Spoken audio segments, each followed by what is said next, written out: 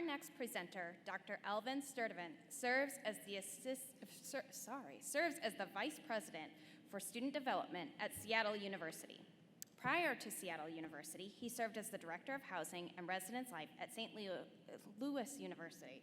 Alvin received his bachelor's and master's degrees from NC State University and his doctorate in Educational Leadership and Policy Studies from the University of Vermont.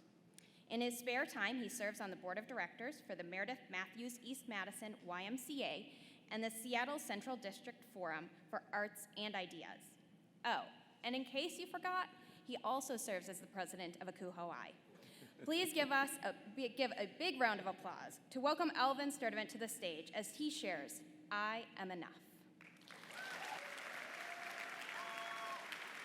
The world will not always see you how I see you. You must never forget this. As a 6-year-old boy, my mother sat me down and explained to me that much of my life as a black man would always be about survival. Her words have never been more true.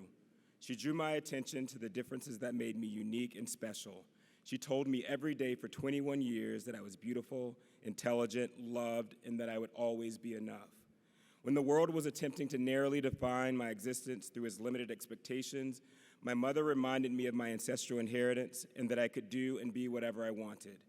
That in the eyes of many, I would be deemed threatening, dangerous, and lazy, and that when the world told me no, I had to keep pushing. The luxury of stopping or giving up was not available to me. When I was a child, my mother nicknamed me Reverend Teacher. I can't tell you how that naming and claiming of her future has shaped my personal and professional trajectory. Every time members of my family called me by my nickname, Rev or Teach for short, it reinforced the idea that I was intelligent and capable of achieving great things. I relished that compliment of the nickname and pushed to be worthy of the honor. I share this as a reminder to be careful of what we call children and the words we use to describe our students and community. We can build up or tear down, even with something as innocuous as a nickname. Our children and students deserve the benefit and the challenge of being called with words they can strive toward and that lift them up. Because of this, I believed in my possibilities and went on a search for what Dr. King calls the unarmed truth. This is particularly important as many of our children and students are entering into a world that is not fully equipped or ready for them and all they bring, a world in political and social turmoil, a world that sees many of them and us as other and often refuses to acknowledge the intersections that make up the whole of who they and we are. My mother granted me the ability to dream, and like me, I know a lot of you have big dreams too and are inspiring others to dream and cultivating ambition of the best kind, ambition to change the world around us, to change our respective campuses.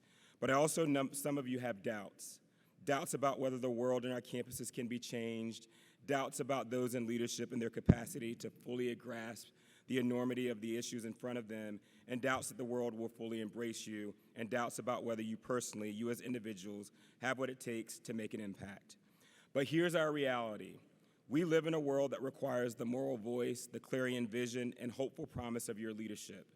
We, in bringing all of who we are to the table, are the inspired leadership required to grapple with the big questions and to bring our world and campuses to new heights and depths of understandings.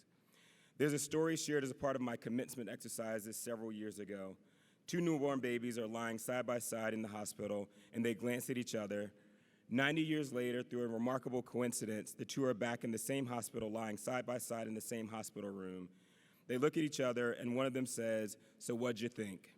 I hope that when this kind of moment comes, we're all able to say we lived every day with courage, vision, and authenticity.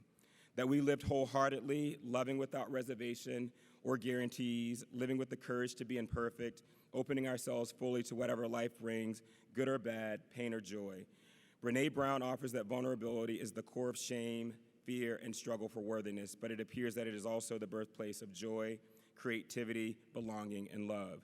It is that authenticity and vulnerability that inspires my work as an educator. Bell Hooks talks about education as liberation, as the practice of freedom, and as an opportunity for transformation. To educate in a manner that respects and cares for the souls of our students is essential if we are to provide the necessary conditions where learning can most deeply and intimately begin.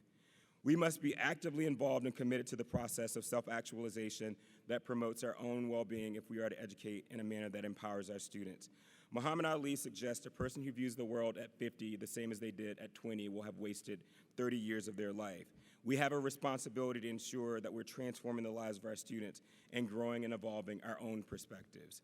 We can learn from our mistakes and grow from our failures, and we can strive at all costs to make a better world so that someday, if we are blessed with the chance to look back on our time here, we know that we spent it well, that we made a difference, that our fleeting presence had a lasting impact on the lives of others. Steve Jobs once said, "Your time is limited, so don't waste it living someone else's life. Don't be trapped by dogma, which is living with the results of other people's thinking. Don't let the noise of others' opinions drown out your own inner voice." Steve Jobs is known for it, but I heard it first from my mother, who, as the first love of my life, taught me everything I needed to know about leadership and the value of family and relationships above all else. And as I noted earlier, taught me everything I needed to know about being a black man in this world and the value of my life, even when others diminish my existence. At a time when there are such stifling constraints on how black men can exist in this world, I remain steadfast in my disregard of all the rules and continue approaching life with fierce passion and without apology. And despite the attack on so many black and brown bodies, I was taught that we are each wonderfully made, intricately woven, and put on this earth for a purpose far greater than we could ever imagine. And that eventually, if we stayed true to who we are, the world would embrace us. And while I still await the world's embrace, I am committed to shaping and reshaping normative culture and expectations and dismantling and disrupting the dominant narratives.